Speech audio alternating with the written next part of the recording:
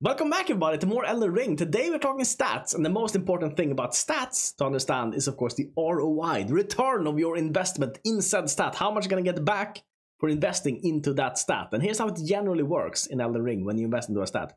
In the beginning you get a little bit of a return on your investment. A little bit, and it keeps increasing. You're more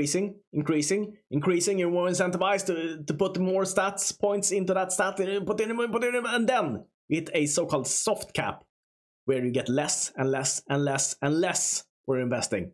You're de-incentivized to invest more into the stat. And then at some point you're gonna hit a so-called hard cap, where you get almost nothing for investing more into the stat. So, first of all, let's start off here with Vigor. Vigor, in my opinion, is the most important stat. By the way, I'm going to cover this. I'm going to try to cover this as quickly as possible, so I'm not going to mention things such as, for instance, that Vigor influences the immunity stat. Of course, all of these stats affect minor things, such as, for instance, the Vigor stats affect immunity, which of course is how fast Scarlet Rot, for instance, builds up on your character. But this is not important. You don't need to worry about this. Instead, we're going to think about this as only influencing HP for the duration of this video. So, when you start off, for instance, let's say you're a wretch. You are level 10. You start off with 414 HP total. But then you get plus 20 for putting 1 point into Vigor. And then it keeps increasing, as you can see here. 21 points for the next. Then 23 when you get down to 14. 25, 26, 31, 37, 43, 44. Everything's going so great. 46, 47, 48 at level 40 here. And then we hit what I talked about earlier. The soft cap. We're all of a sudden back to plus 26 here on our 41th level, which is the same as we were on level 18. Okay, so we keep going. 26, 27 there randomly. Okay, 26, 26, 25, 24, 23, 22, 21, 20, 19, 18, 16, 30. And then it drops off a cliff. And it's just plus 6. From there on 6, 5, 4, 3. So as you can see, if you go from 10, the example here being a level 1 wretch, they have 414 HP total.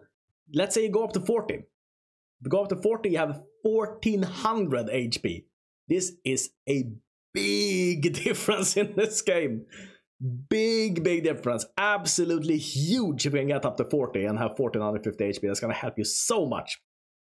Then if you go up to 60, that's still a little bit of a difference actually. I mean, 1900 and 1450. Depending on the boss, there are bosses which can still one-shot you at this point. A good example would be Malenia's Waterfowl Dance.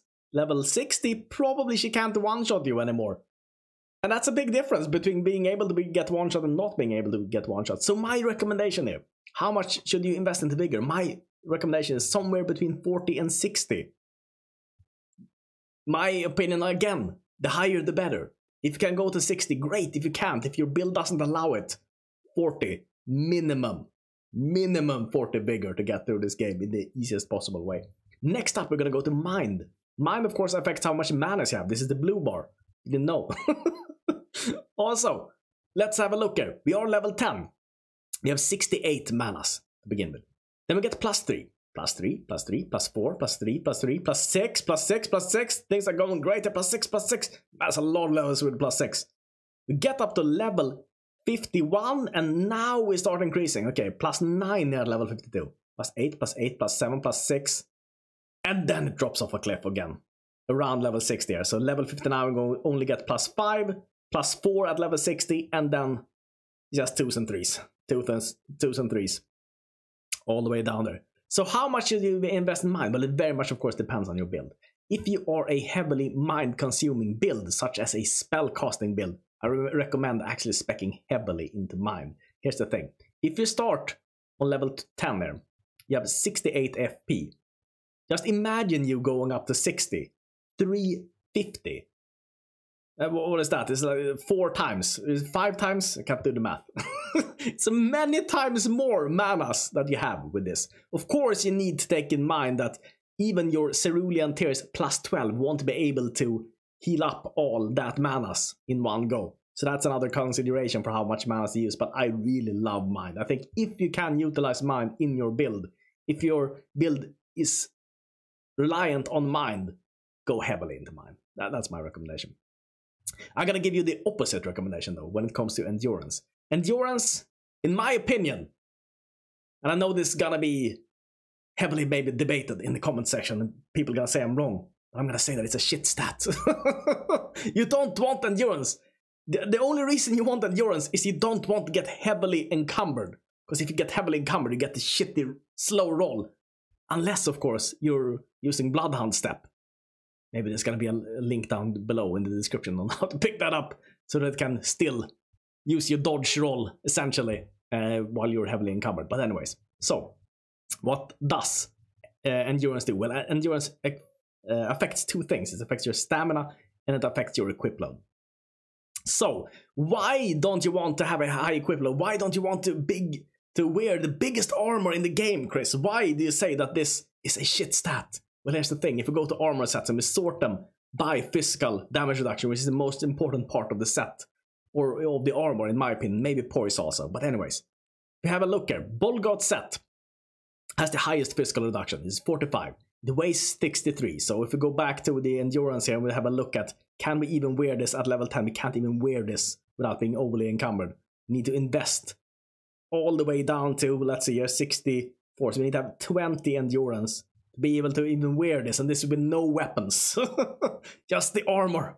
Just the armor in by itself. And what do we get for this? We get 45 physical reduction.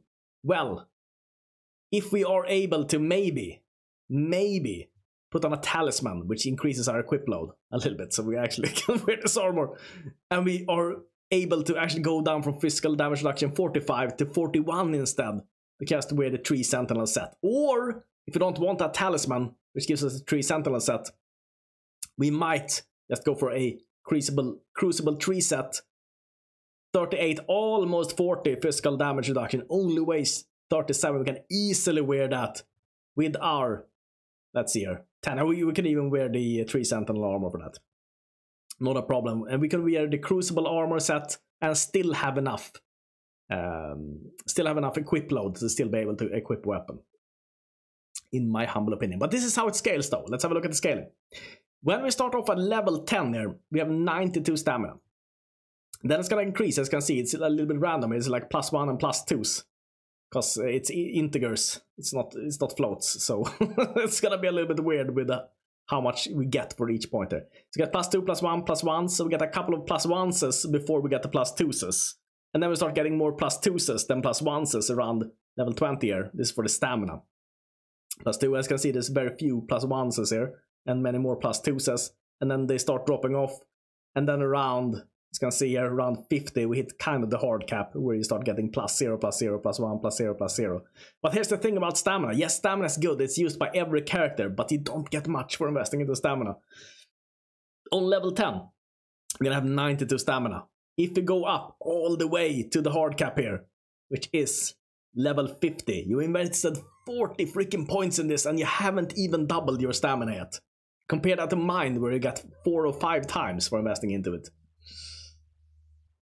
There are builds where stamina is more useful, I understand that, but in my opinion, if you can avoid endurance, avoid endurance. Next, we're gonna talk about the other stats. They have one thing in common: strength, dexterity, intelligence, faith, and arcane. These are all your damage stats.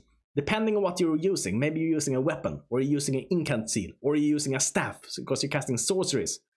Depending on what you're using, they are gonna have a scaling, or many scalings. Depending on, sometimes they use one stat, sometimes they use many stats. That scaling is going to be A, B, C, D, E, F, or S. S is the highest, followed by A, B, C, D, E, and F. This means that the more you invest into a stat, the more damage you get out of it. But here's the thing. You don't get that much damage. The damage also drops off, and it drops off a little bit earlier, in my opinion, from my testing at least. And it depends on the stat and depends on the weapon, yes. But in general, it drops off at about between 30 and 40. So you don't need to invest too heavily into these stats. Also, in most cases, you're going to have to invest into 2 things. This is both to meet requirements and because most things scale with 2 stats. So that might be faith arcane, or it might be strength dexterity, or sometimes it might be 3 things. It's never is anything going to scale off of vigor, mind, endurance, unfortunately. If there was something scaling off of mind, I would play that no matter what it was, but nothing does. So that is what strength, dexterity, intelligence, faith, and arcane has in common. I will say though that if you can choose to spec into one of these are all very similar except for what weapons scale with what thing. So it depends on your build, yes. But if you're able to choose, most people are, or they're gonna choose Arcane. Why? Because Arcane gives one thing more than just damage when you invest into Arcane. Now it gives a couple of things more, but the most important part, I'm not even gonna read the other parts. I'm not even gonna read them because we're not gonna focus on that. Arcane increases the amount of bleed buildup on enemies with weapons that have bleeding on them, resulting in faster hemorrhage procs.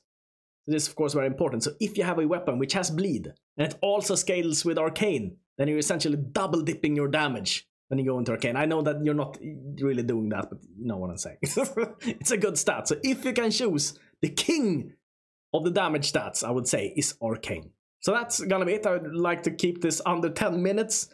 Maybe we can do a deep dive into all these stats and how they actually scale with each weapons, but as I said, it depends on the weapon and it depends on the spell, so it's a little bit complicated. But this is my guide to stats. Now, spec Vigor Mind.